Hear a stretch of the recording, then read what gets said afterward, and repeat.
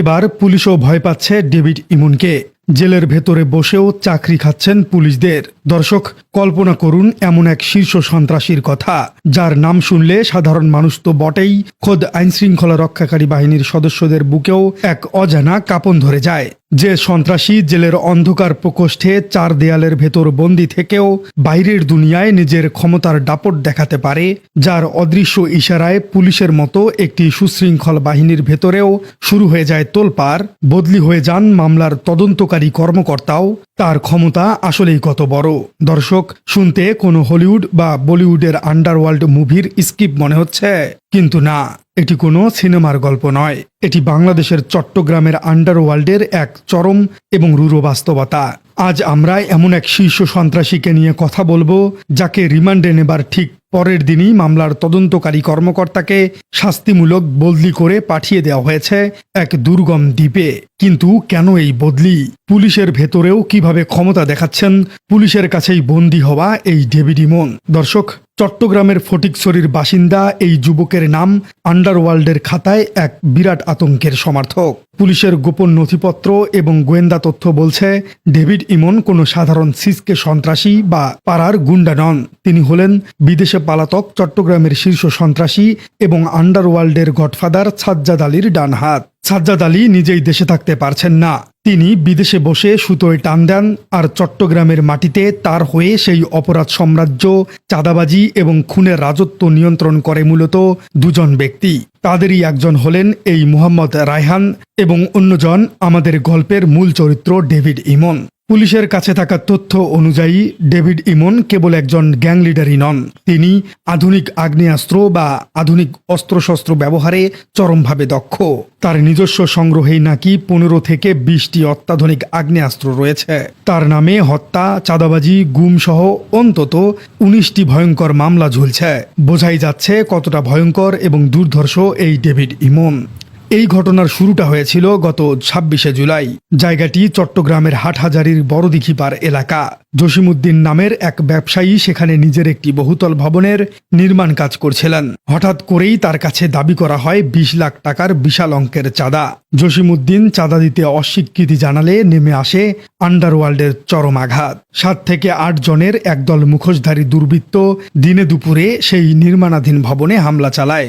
মুহুর্মুহু ককটেল বিস্ফোরণ ঘটিয়ে পুরো এলাকায় এক ভীতিকর এবং শ্বাসরুদ্ধকর পরিস্থিতি তৈরি করে তারা। প্রাণের ভয়ে নির্মাণ শ্রমিক থেকে শুরু করে সাধারণ মানুষ দিকবিদিক ছুটতে শুরু করে। এই ঘটনার পর ব্যবসায়ী জসিমউদ্দিন নিরুপায় হয়ে হাটহাজারী থানায় অজ্ঞাতনামা আসামিদের বিরুদ্ধে একটি মামলা দায়ের করেন।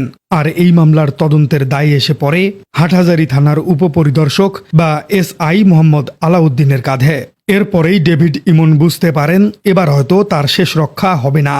তাই তিনি তার 3 সহযোগীকে নিয়ে দেশ ছেড়ে পালানোর এক মাস্টার প্ল্যান তৈরি করেন। গন্তব্য ছিল পাশের দেশ ভারত। কিন্তু গত 19 জুলাই যশোরের সীমান্তে ভারতের সীমানা দিয়ে পালানোর ঠিক আগ মুহূর্তে আইনশৃঙ্খলা রক্ষাকারী বাহিনীর হাতে ধরা পড়ে এই শীর্ষ সন্ত্রাসী। গ্রেপ্তারের পর 30 জুলাই তাকে কড়া নিরাপত্তায় চট্টগ্রামে নিয়ে আসা হয়। এরপর তাকে 3টি ভিন্ন ভিন্ন মামলায় গ্রেপ্তার দেখিয়ে পাঠানো হয় কারাগারে। ব্যবসায়ী জসিমউদ্দিনের ওই 20 লাখ টাকার চাঁদাবাজির মামলায় আসামি মোহাম্মদ আসিফ এবং ডেভিড ইমনকে জিজ্ঞাসাবাদের জন্য আদালতের কাছে 7 দিনের রিমান্ড আবেদন করে তদন্ত কর্মকর্তা অর্থাৎ SI আলাউদ্দিন। গত 12ই আগস্ট বৃহস্পতিবার চট্টগ্রামের সিনিয়র জুডিশিয়াল ম্যাজিস্ট্রেট লোকমান হাকিম শুনানি শেষে ডেভিড ইমনের 5 দিনের রিমান্ড মঞ্জুর করেন। নিরাপত্তার স্বার্থে সাধারণ থানায় না রেখে তাকে জেলা ডিবি কার্যালয়ে রেখে জিজ্ঞাসাবাদ শুরু করা হয়। দর্শক, এই পর্যন্ত সবকিছু ঠিকঠাক ছিল। একজন দুর্ধর্ষ সন্ত্রাসী ধরা পড়েছে, তাকে রিমান্ডেও নেওয়া হয়েছে। সাধারণ মানুষের তো খুশি হবার কথা, কিন্তু ঠিক এর পরের দিনই ঘটল সেই অভাবনীয় এবং পিলে চমকানো ঘটনা। রিমান্ড মঞ্জুরের ঠিক 24 ঘন্টা পার হতে না হতেই 13ই আগস্ট জেলা পুলিশ সুপার মাসুদ আলম এক আকস্মিক আদেশে মামলার তদন্ত কর্মকর্তা SI আলাউদ্দিনকে সন্দ্বীপ থানায় বদলির নির্দেশ দেন। সন্দ্বীপ হল চট্টগ্রামের একটি বিচ্ছিন্ন দ্বীপ উপজেলা। পুলিশ প্রশাসনে সন্দ্বীপে বদলি হওয়াকে অনেকেই শাস্তিমূলক বদলি বা দ্বীপান্তর হিসেবেই দেখে থাকেন। কিন্তু প্রশ্ন হলো, যে তদন্ত কর্মকর্তা নিজের জীবনের ঝুঁকি নিয়ে একজন শীর্ষ সন্ত্রাসীর মামলার তদন্ত করছেন, তাকে কেন হঠাৎ করেই এমন শাস্তিমূলক বদলি করা হলো? এই বদলির আদেশে পুরো পুলিশ প্রশাসন এবং রাজনৈতিক মহলে তৈরি হয়েছে এক বিশাল রহস্যের ধোঁয়াশা। বিভিন্ন মহল থেকে এখন হাজারো প্রশ্নের তীর ধেয়ে আসছে। রিমান্ড চলাকালে আসামিকে কি পুলিশ কোনো বিশেষ সুবিধা পাইয়ে দেবার চেষ্টা করছিল? তদন্ত কর্মকর্তা কি ডেভিড ইমনের সাথে কোনো আপোষ করতে রাজি হননি, নাকি ডেভিড ইমনের অদৃশ্য গ্যাং এবং গডফাদাররা উপর মহলে কলকাঠি নেড়ে এই সৎ পুলিশ অফিসারকে সরিয়ে দিয়েছে? জেলের ভেতরে বসেও ডেভিড ইমন কিভাবে এতটা ক্ষমতা দেখাচ্ছেন, তা ভেবেই সাধারণ মানুষের গা শিউরে উঠছে। এই বদলির বিষয়টি নিয়ে পুলিশের শীর্ষ কর্তাদের বক্তব্য শুনলে আপনার সন্দেহ আরও বহুগুণে বেড়ে যাবে। হাটহাজারী থানার ভারপ্রাপ্ত কর্মকর্তা মোহাম্মদ জাহিদুর রহমান বদলির বিষয়টি স্বীকারও করেছেন। তিনি জানিয়েছেন, এসআই আলাউদ্দিনকে ছাড়পত্র দিয়ে নতুন কর্মকর্তা নিয়োগ দেওয়া হবে। এদিকে এসআই আলাউদ্দিন নিজেও দাবি করেছেন, এই বদলিটি প্রশাসনিক কারণে এবং জনস্বার্থে করা হয়েছে।